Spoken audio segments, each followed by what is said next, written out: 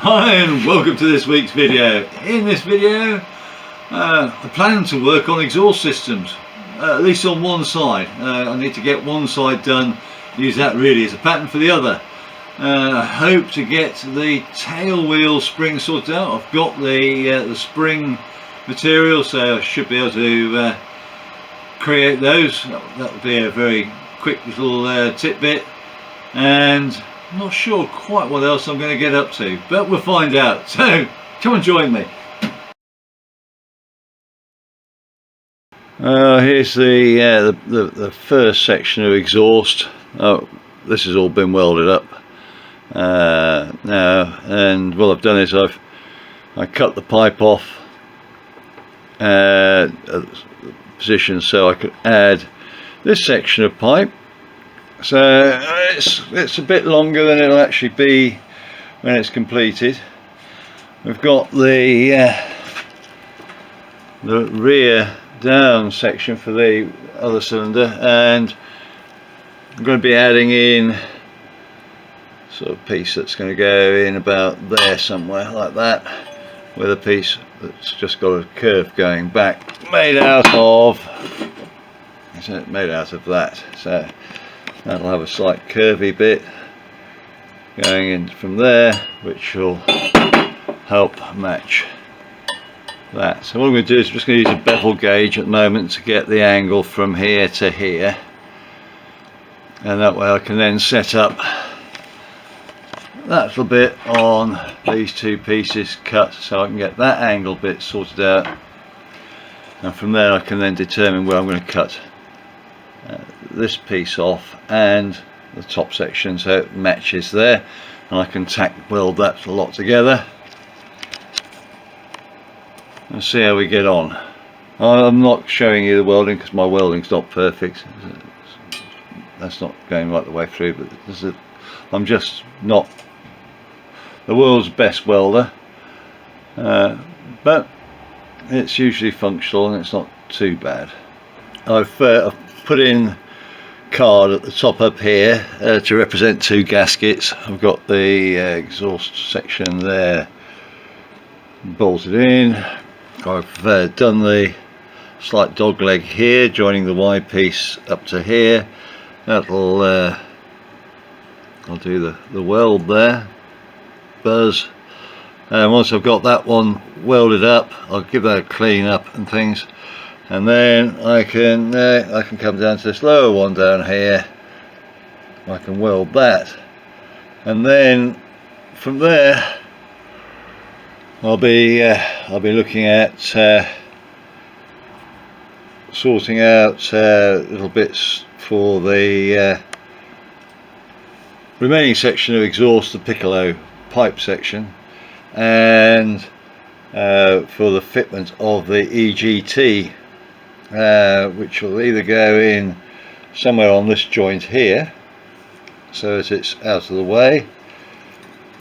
Whoops, the end piece has fallen off, but so it can fit in something like that inside to pick up both, or something like that there, so it can pick up both going through. Not quite sure yet, but we'll work it out. Okie dokie, so I've joined the Y piece in. You can sort of see I've just gone over it with a angle grinder with a sanding disc in it to take off the weld bits. It needs to be polished up a chunk more, or cleaned up a chunk more. My welds aren't perfect, and if you sort of look here you can sort of see it's a very slight divot, a little bit there, but they appear to be quite strong. Anyway, this weld here was the last one I did. I tacked it in position and on the aircraft, hence the aluminium foil, same as I tacked that bit in position on the aircraft to try and get it right. And then I completed the weld. Well, as with so many things when you're doing the welding, you put a lot of heat in, and you put metal in which is molten obviously, for the weld, and then as it cools it contracts, and it actually drew the two ends of the exhaust together slightly, so it didn't want to fit onto the head again. So what I had to do, I just gave this a good warm. I put this into vise, and I effectively levered on the two ends, and it's actually flexed here where I put the heat in, and a little bit there also where I stuck heat in, so the angle of the exhaust pipe now goes down a little bit more, but that's quite pleasant. So all I really have to do now is I've got to try and work out exactly how I'm going to put the EGT probe in, which will probably make it, because it's going to be somewhere in this little area, which will probably make it join up a little again, so I'll have to do a bit of work, and make up the piccolo pipe section, which will go back down that way a bit. So something like that, but not that long. It'll only go to about here, to about where my finger is. It only needs to be about that long. Don't want to have it too long, it just adds weight. Although I could quieten the engine down a bit further by having it longer, because it means the pulse line would be further, but we'll work with what we've got, try and keep it as light as we can. I'm using fairly heavy stainless steel tube, but standard sort of car exhaust tube, rather than the stuff which most aircraft fabricators make an exhaust out of. But I can't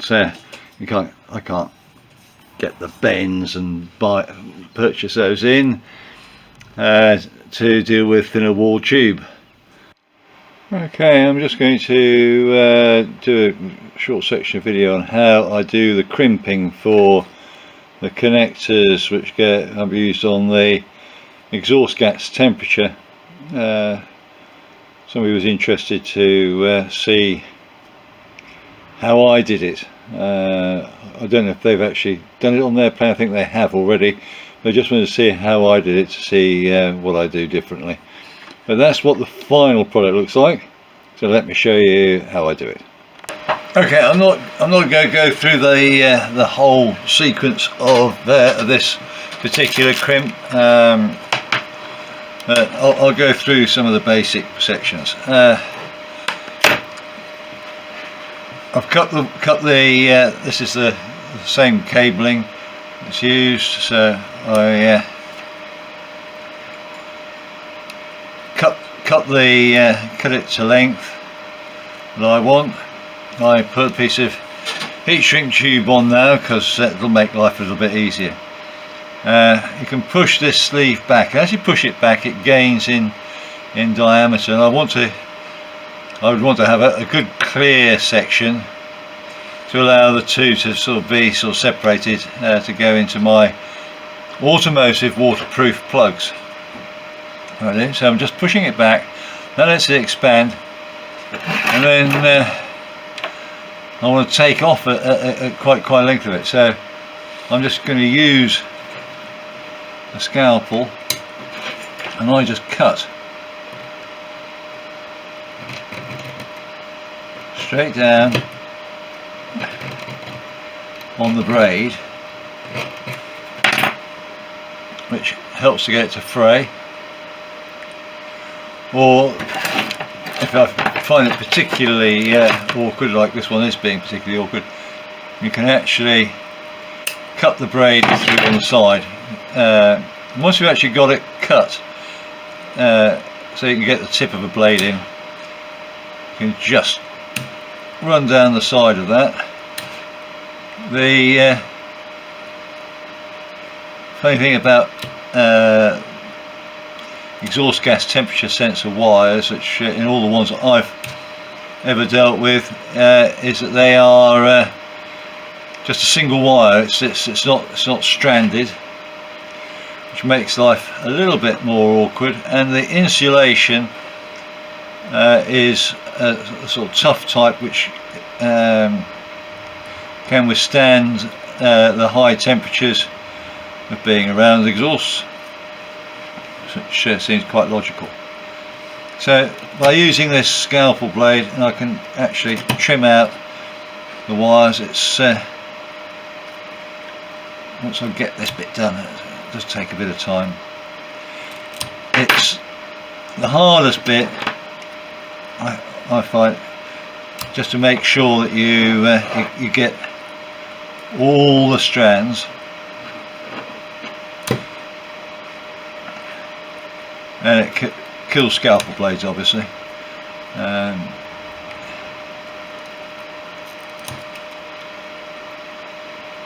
And you think you've got them all, and inevitably you haven't.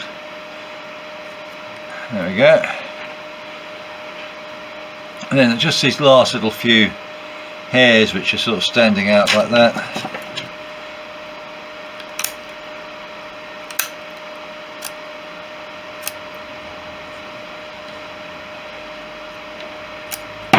I just trim like that. So now I can just milk that back down a little bit, and I've got a reasonable length to play with.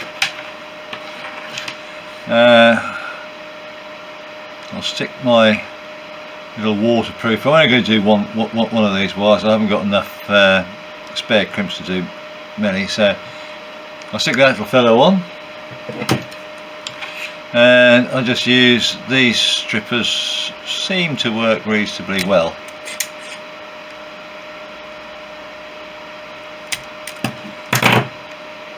And as I said, the insulation on the outside, it's I think it's a form of glass fibre. So you use the strippers, and then you end up with some little hairs around the outside of that, and I just try to pull those over to one side.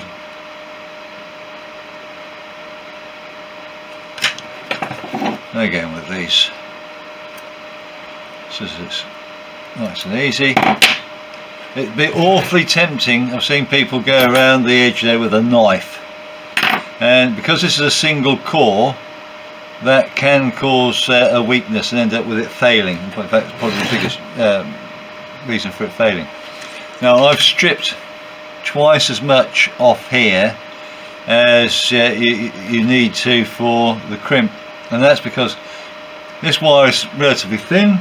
The crimp is designed to go down to this size. It is actually designed to go down to, but it doesn't grip as well if you do it like that. So what I do is I now fold that core wire over in the middle, and you actually need, you won't get it over enough with just your fingers. So a pair of pliers like that, and now that is ready to go in. Just make sure I get just got a little bit of hair still there.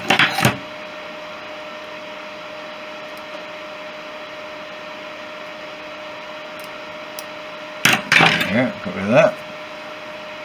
So there's a loop of wire there. Using this crimping device I have.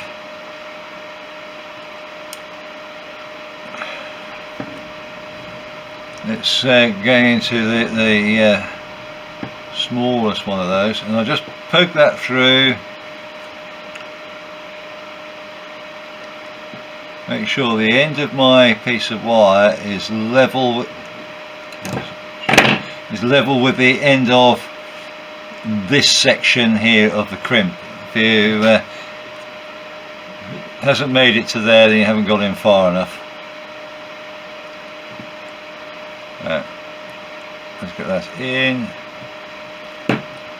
squeeze it down, and there's the crimp.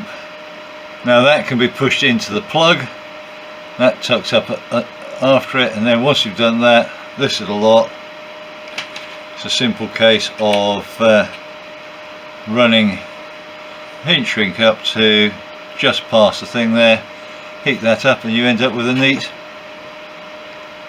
neat joint. But I use for each of these EGTs, what I've done is I've used a two pin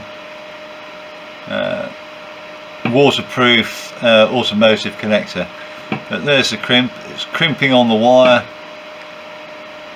firmly on there. You won't, real good pull on that. It's not coming off. It's crimped on the wire, crimped on the insulation, and we've got a waterproofing section there. So it's just literally a case. The only difference between this and most normal ones, because it's a single strand wire, cut back the insulation or remove the insulation twice as far as you need for your crimp, double it over. That produces a nice loop that when the two halves curled in on each other, they're grabbing almost like one side of the wire and it's coming back through on itself, which means it's very secure. If you just leave it as a straight one, although this crimp is designed to go down to that smaller wire, it doesn't hold as firmly as a single strand as it would be if it was a multi-strand wire. Well, there you go. Hope that is of use to you. Now there we go. This is the spring I've obtained. You saw the sections inside in the last video compared to the one supplied by Fisher. If you look at the size of the coils on that, they are massive. The whole thing weighs a huge amount compared to that for light spring, which is all we need on a single seat deregulated aircraft like this. That's slightly heavier spring rate than the one that I have on my Sherwood Cub, and yet they're the same gross takeoff weight. So there we go. That's what I've gone down to make it just a little bit lighter at the back end, and allow me to be able to do a bit of brake steerage as well. There we are, installed, and there's no tension there at all, so we're cooking on gas, and yeah,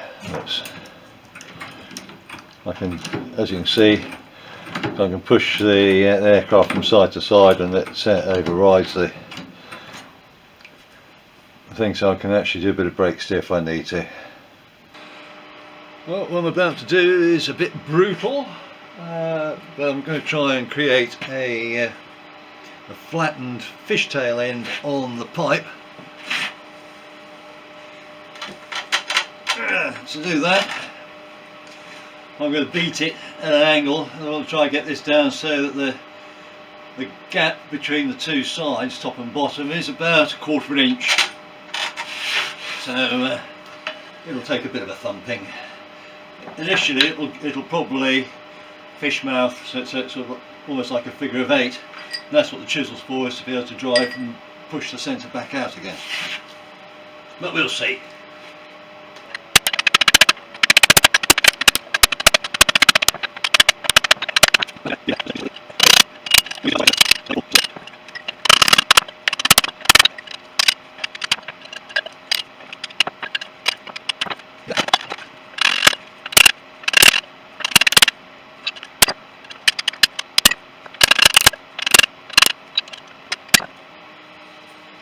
Well, there's the basic.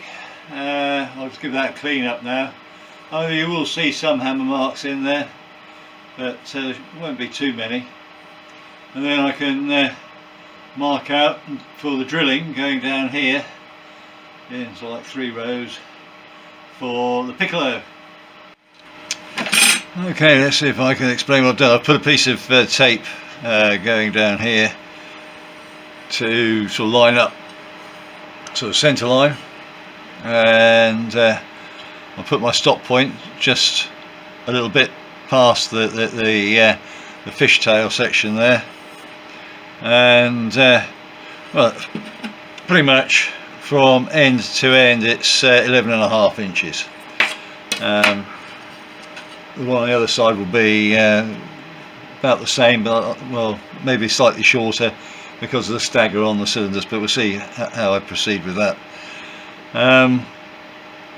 And then what I've done is I've drawn the centre line on the tape.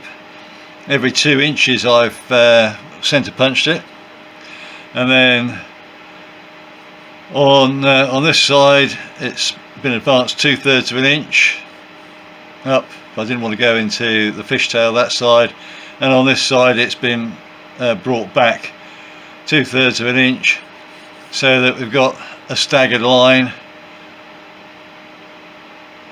going up there. That gives me 14 holes, which should just be drilled straight in. Now what I'm after is, I've got the cross-sectional area of here, I've got the cross-sectional area here. I've worked out the cross-sectional areas of that, which is 910 square millimeters, I think it was. Worked out what it is here, and I want to have the area of all the other holes and things and the end there to come up to about 120% of that area.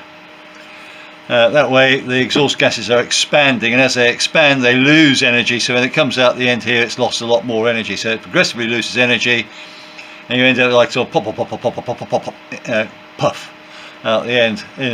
Excuse my sort of attempt at being musical, but that's about as best I'm going to give you. It softens the note. So I'll now I've centre punched these, I will initially drill them 3mm with a cobalt drill, and then I'll open them up progressively until I get to 10mm cross-sectional area. Sorry, 10mm diameter, and that'll give me 120% the cross-sectional area of the end there, which just took a bit of maths to do. Well, there's the piccolo holes. You can sort of see the pattern that they're drilled in. A lot easier now that they've been drilled. So all that's left now for me on this little job is all that's left, I've got to deburr all those holes. That's going to be a bit of fun. And once I've deburred all the holes, things cut the pipe to length, and put it on the wire brush to give it the brush finish I want, and it'll be ready for welding. Welded joint line will be about there. But that's the I'm leaving that piece of tape on because that's giving me my cut line. But there we go. I don't think it's overly ugly, and relatively light way of creating it. But I must get rid of the burrs on the inside, otherwise they'll heat up and have bits flying out, and possibly putting holes in my covering and things like that. Don't want that. Well folks, that's it for this week. What have we achieved? Well, we've made up bits of exhaust for the one side. I haven't started on the other side at all. I've showed you how to do some crimping for exhaust gas temperature sensor wires, which are single strand, and I've done the tail wheel springs, if I remember correctly. So hopefully that's of interest to you. I think I've got a chunk more to do with exhaust next week, and I've actually got a plan in how I'm going to get the EGT probes into the exhaust. So we'll see how that goes. Anyway, keep well and look after yourselves. Bye now. Thank you for watching. If you enjoyed the video, please hit the thumbs up. You can subscribe or even hit the little bell notification for future videos. Any comments would be appreciated, and I'll try to get back to you as soon as I can. Remember, go fly and feel the sky.